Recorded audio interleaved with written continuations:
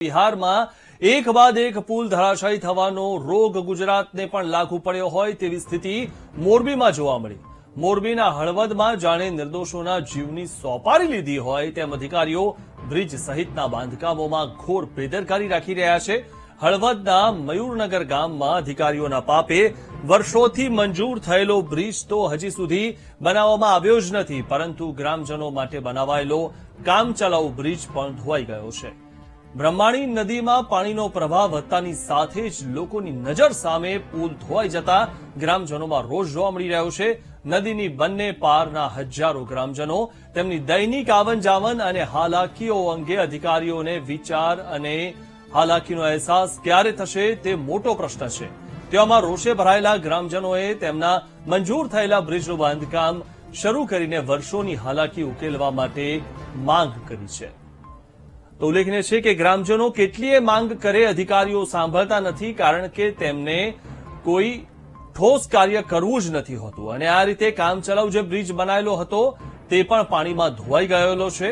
મહત્વની વાત એ છે કે લોકો તેમની વાતની રજૂઆત કરીને થાકી જાય, તેમની મુશ્કેલીઓ સંભળાવીને થાકી જાય, પરંતુ અધિકારીઓ તેમના કાને વાત ધરતા નથી।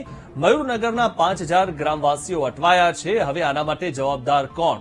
કાચો બ્રિજ ચોમાસામાં ધોવાઈ જશે તેવો વિચાર અધિકારીઓને નહોતો આવ્યો?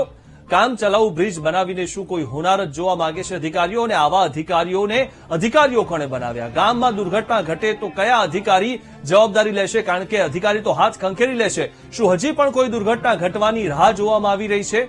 વર્ષોથી બ્રિજ મંજૂર કરાયો છતાં પણ કેમ મયુરનગરમાં બ્રિજ નથી બનાવાયો? મંજૂર કરાયેલા બ્રિજના પૈસા શું અધિકારીઓએ વહેંચી લીધા છે? ખિસ્સા ગરમ થઈ ગયા છે એટલે અધિકારીઓ શાંત બેસી ગયા છે? અધિકારીઓને કોઈ પડી જ નથી, લોકોના જીવ જાય તો અધિકારીઓને શું, તેવો પ્રશ્ન લોકોને થઈ રહ્યો છે। કારણ કે ગ્રામવાસીઓ તેમની રજૂઆત કરીને કેટલી વખત રજૂઆત કરે, કારણ કે મુશ્કેલીઓ ગ્રામજનોને પડી રહી છે। ગામમાં દુર્ઘટના ઘટે તો કયા અધિકારી આની જવાબદારી લેશે? શું હજી પણ કોઈ દુર્ઘટના ઘટવાની રાહ જોવાઈ રહી છે? અને એક પછી એક દુર્ઘટના સતત ઘટી રહી છે, પરંતુ તેના પર કોઈ નિરાકરણ આવતું નથી। મંજૂર કરાયેલા બ્રિજના પૈસા શું અધિકારીઓએ વહેંચી લીધા છે? મયુરનગરના 5000 ગામવાસીઓ અટવાયા છે અને આના માટે જવાબદાર કોણ છે? જો મંજૂર થયેલો છે બ્રિજ તો કેમ બનાવવામાં નથી આવતો?